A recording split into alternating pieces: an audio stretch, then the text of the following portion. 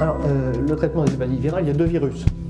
Et bien que finalement l'évolution de la maladie soit un peu la même, il y a une hépatite aiguë, il y a une fibrose, la fibrose évolue lentement, elle va au bout du compte à une cirrhose, et c'est là qu'arrivent les complications. Bien que ça soit finalement le même déroulement, ce sont deux virus qui sont extrêmement différents. Et le virus B, c'est un virus qui est assez complexe. Pour se débarrasser d'un virus B, il faut que l'organisme développe des défenses immunologiques. Et il y a deux étapes dans la défense immunologique. Je dirais deux tours de clé. Premier tour de clé, c'est de faire disparaître l'antigène HBe. Et puis apparaissent à ce moment-là des anticorps anti-HBe. Et le deuxième tour de clé, c'est de faire disparaître l'antigène HBs et apparaissent à ce moment-là l'anticorps anti-HBs. Pourquoi c'est compliqué le virus B? C'est parce que en fait, ce n'est pas le virus qui détruit la cellule. Ce sont les cellules de défense, qu'on appelle les lymphocytes, qui sont là dans le sang, qui reconnaissent ces protéines, qui se disent cet hépatocyte il est infecté par un virus, je vais m'en débarrasser. Et en fait, c'est les cellules de défense qui abîment l'organisme. L'interféron, ça marche. Ça marche, je dirais, dans 30% des cas. Globalement, vous avez 30% des gens qui ne rechutent pas à l'arrêt. Et ces 30%, finalement, ils vont mettre le premier tour de clé, c'est-à-dire qu'on arrive à les faire passer en anticorps anti-HBe positifs. Par contre, malheureusement, on n'arrive pas, sous interféron, c'est exceptionnel d'avoir les deux tours de clé. Et tant que vous avez donné que le premier, ça peut revenir en arrière. Alors 30%, c'est à la fois beaucoup, pas beaucoup. On se connaît les effets secondaires. C'est vrai qu'il y a beaucoup de gens qui vont être traités et qui vont observer les effets secondaires sans avoir de bénéfices. Les analogues. Alors, les analogues, c'est comme dans le virus C, ce sont des médicaments qui vont bloquer la machinerie de la cellule qui sert à fabriquer du virus.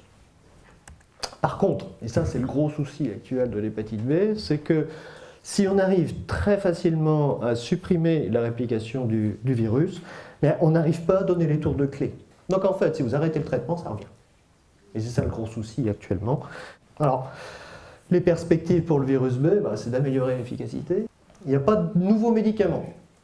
Alors, il y a des médicaments très intéressants, qui sont surtout intéressants pour la transmission mère-enfant, ou alors pour une hépatite qu'on appelle l'hépatite delta, qui sont les inhibiteurs d'entrée. Donc c'est bloquer l'entrée, mais c'est développé très lentement, c'est pas une priorité, et je suis pas optimiste sur le développement prochain de ces médicaments-là. Donc il n'y a pas de nouveaux médicaments dans un futur proche. Voilà, donc globalement vous avez le B, vous voyez que les gens bien sélectionnés, on les traite par interféron, les autres, depuis qu'on a des analogues puissants, on peut les contrôler, il ne faut mettre le traitement en route que chez les gens qui ont une hépatite, il y a des gens qui sont simplement à surveiller, et que le souci c'est de pouvoir arrêter un traitement, dont les effets secondaires à très long cours sont encore mal connus. Le virus d'hépatite C, c'est pas aussi compliqué que le B. Vous voyez que j'ai passé beaucoup de temps à vous expliquer, essayer de vous expliquer comment évoluer l'infection virale B, parce que c'est capital. Le virus C, c'est un virus qui est simple, c'est un virus bête. Le problème, c'est qu'il est bête et méchant. Le C, s'il part pendant 6 mois, il ne revient plus. Parce qu'il ne peut pas se cacher comme le fait le virus B. Il ne peut pas s'intégrer dans le génome, il ne peut pas se cacher dans la cellule. Si on est ARN négatif pendant 6 mois, il ne revient plus. Donc ça, c'est quand même une chose qui est capitale. Le début du traitement de l'hépatite C, c'est dans les années 90. Bon, identification du VHC, c'est 89, les tests sensibles, c'est 92, et déjà en 90, sur des hépatites non B, on a eu les résultats des études, avec de l'interféron standard, 3 millions d'unités, 3 fois par semaine, on a traité pendant 6 mois, ça c'était 90, et sous traitement, à la fin du traitement, 30% des gens avaient des transaminases normales, et après le traitement, 6% seulement, malheureusement, suivent beaucoup de rechutes, gardaient les transaminases normales. Donc c'est là qu'il y a beaucoup de médecins qui ont gardé l'idée que le traitement n'était pas très efficace. Alors on a augmenté les doses d'interféron, on a augmenté les effets secondaires, ça n'était pas mieux. Alors on a augmenté la durée du traitement. Et vous voyez qu'en augmentant la durée du traitement, 1 an, cette fois-ci, on est passé à 16% de guérison virologique. Donc ça, c'était une bonne étape. Et en fait, on a fait le gros progrès en 98 quand est arrivée la ribavirine. On ne sait toujours pas comment ça marche, la ribavirine. On ne sait toujours pas. La ribavirine, vous la donnez toute seule, ça n'a aucune action sur le virus, 3 fois rien. Donc il y a des tas d'hypothèses sur l'action de la ribavirine, mais quand vous la donnez avec l'interféron, ça augmente considérablement l'efficacité du traitement, notamment d'ailleurs en diminuant la rechute. Et donc on est passé à 40%. Et en 2001, l'interféron est devenu pégylé. On ne l'a pas fait 3 fois par semaine, on l'a fait 1 fois par semaine, avec une délivrance beaucoup plus régulière sur la semaine, ce qui est beaucoup plus adapté, bien sûr, à une infection. Que ce soit une infection bactérienne, ou il ne faut pas qu'il y ait des trous, parce que quand on fait des trous, le virus revient pendant les trous. Donc là, c'est beaucoup plus progressif, et on fait 54%. Et vous savez bien qu'il y a plusieurs génotypes du virus de l'hépatite C, et qu'on est très efficace sur les virus de génotype 2 et 3, surtout le 2 c'est quasiment 100%. Le 3 c'est un petit peu moins bien, aux alentours de 80%, mais on guérit 88% avec les doses de ribavirine optimisées de l'infection génotype 2-3. Par contre, ce qui pose problème, c'est le virus de génotype 1, et bien sûr aussi ces autres virus qui sont un peu laissés de côté, parce qu'on n'en a pas beaucoup dans les études, c'est le génotype 4, le 5 et le 6. Et puis, ça c'est plus récent, c'est dans les 2 dernières années, on s'est intéressé aux gènes. Pas les gènes du virus, les gènes de l'individu. Parce qu'il y a des gens qui répondent, d'autres qui ne répondent pas. D'accord, de temps en temps, le virus n'est pas le même. Mais en fait, c'est surtout l'individu qui répond moins bien au traitement. Alors vous savez que maintenant, on est à l'ère de la génétique. On met un morceau de votre ADN sur une puce qui est grosse comme un ongle, on passe ça dans une machine, je ne sais pas bien comment ça marche, mais ça donne des résultats avec plein de points rouges, plein de points verts. Donc c'est-à-dire que très facilement, on peut savoir quel est votre profil génétique. Et donc en fait, on a pris des gens qui répondaient bien, d'autres qui répondaient mal, on a mis les puces, ça coûte des fortunes à faire, mais on a mis en évidence chez les gens qui répondaient bien la présence d'un profil génétique particulier. Ce profil génétique, on appelle ça l'IL28B. C'est parce que c'est sur le gène, dans le gène de l'organisme, il est proche du gène de l'interféron.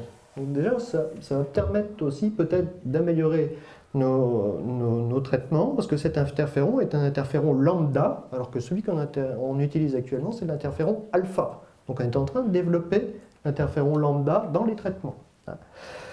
Et on sait que pour comprendre la multiplication virale, eh bien, il est très important de s'intéresser aux enzymes. Les enzymes, c'est ce qui permet au virus de se multiplier. Et il y a 2 enzymes qui sont importantes. La première, c'est la protéase, et la deuxième, c'est la polymérase. Et on a réussi à débobiner le gène du virus, ça c'est le gène du virus, à identifier les protéines, à déterminer la position dans l'espace, et donc comme ça, à aller sélectionner des molécules qui vont aller se fixer sur la protéase. C'est comme les analogues dans l'hépatite B, ça bloque une étape de multiplication du virus, il ne peut pas se multiplier.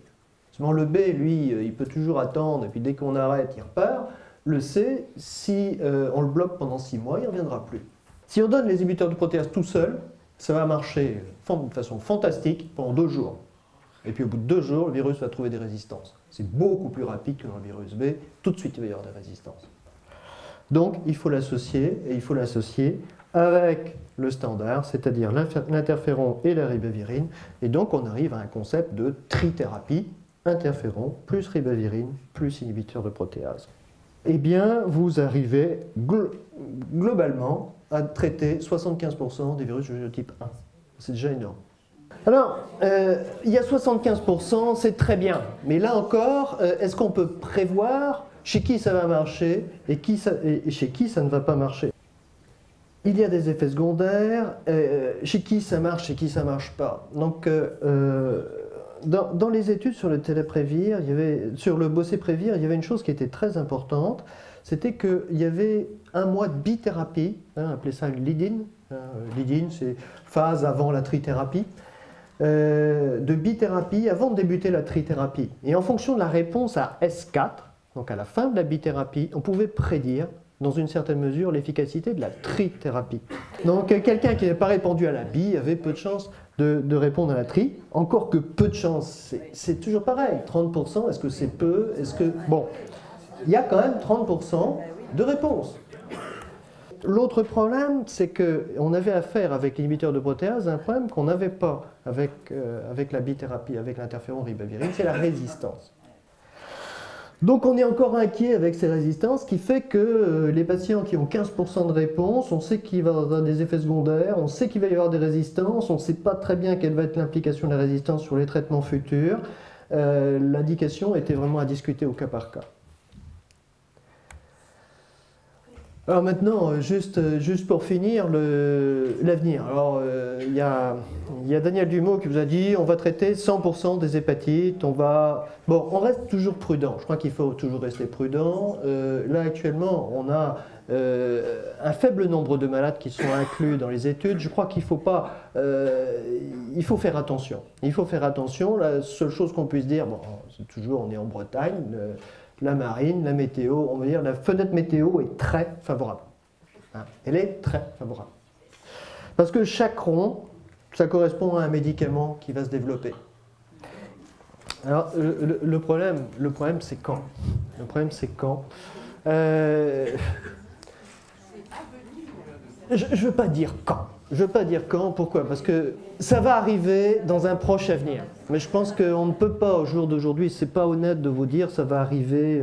Bon, si tout se passe bien pour le sofosbuvir, le sofosbuvir est actuellement en phase 3. Logiquement, on doit avoir fin 2013 l'efficacité des phases 3 de sofosbuvir, donc les ATU fin 2013, début 2014.